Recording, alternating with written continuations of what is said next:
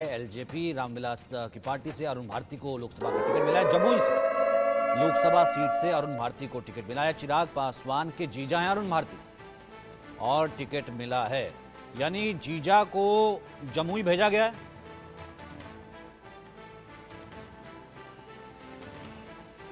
सवाल क्या ये मुझसे है? जी जी देखिए, अरुण भारती जो है वो बोलिए बोलिए। अरुण भारती चिराग पासवान के जीजा।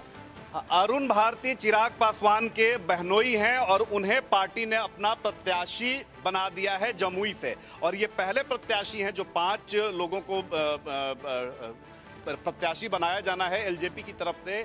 पहले प्रत्याशी के तौर पर इनका नाम जो है वो जाहिर कर दिया गया है। बाकी 4 प्रत्याशियों के नाम की घोषणा बकौल एक प्रेस कॉन्फ्रेंस में चिराग पासवान स्वयं करेंगे। चिराग पासवान के जीजा हैं, जाहिर सी बात है कि पार्टी में उनका अलग सम्मान है। और खास तौर पर अगर जमुई लोकसभा क्षेत्र की बात करें तो इनकी अपनी पैठ है, इनकी अपनी पारिवारिक पृष्ठभूमि वहां पर रही है, राजनीतिक पृष्ठभूमि रही है। और यही कारण है कि चिराग पासवान ने परिवार के साथ साथ वहां के जातिगत समीकरण को भी साधा है और अपने जीजा जी को वहां से उम्मीदवार बनाया है। क्योंकि देखिए, जब चिराग पासवान पिछले 2 साल में तमाम झंझावातों को झेल रहे थे, जहां पर एक तरह से उनकी राजनीतिक जो अगर बात करें अस्तित्व, उस पर सवाल उठने लगे थे कि क्या चिराग पासवान राजनीति में आगे सफल होंगे, क्या उनकी पार्टी बचेगी, क्या वो जो सपना देख रहे हैं वो उसको पूरा करने में कायम होंगे। तो उनके परिवार ने उनका बड़ा सहयोग किया था और तमाम जो बहनें हैं, तमाम जो बहनोई हैं, उनके सभी एक साथ उनके साथ डट कर खड़े हुए थे। और यही कारण है कि परिवार को भी उन्होंने मैसेज दिया है कि चाहे कुछ हो जाए, भले ही चाचा जी ने दगाबाजी कर दी हो, लेकिन वो अपने परिवार के लिए हमेशा डटकर खड़े हैं। और यही कारण है कि उन्होंने अपने बहनोई को वहां से उम्मीदवार बनाया है और सबसे पहले उनके नाम की घोषणा भी की गई है।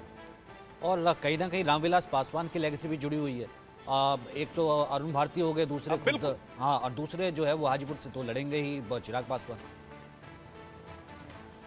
अब बिल्कुल देखिए, सबसे बड़ी बात है कि अगर चिराग पासवान की पार्टी यानी एलजेपी की बात करें तो सीधे तौर पर संवेदना अभी भी लोगों की स्वर्गीय रामविलास पासवान से जुड़ी हुई है। मैं खुद गया था हाजीपुर और जिस तरह से मैंने वहां पर रुझान देखा चिराग पासवान को लेकर, लोग कहीं ना कहीं उनमें वो रामविलास पासवान को ढूंढ रहे हैं, रामविलास पासवान से कनेक्ट कर रहे हैं। और इमोशनली भी चिराग पासवान हाजीपुर से उसी तरह से अपना कनेक्शन देख रहे हैं।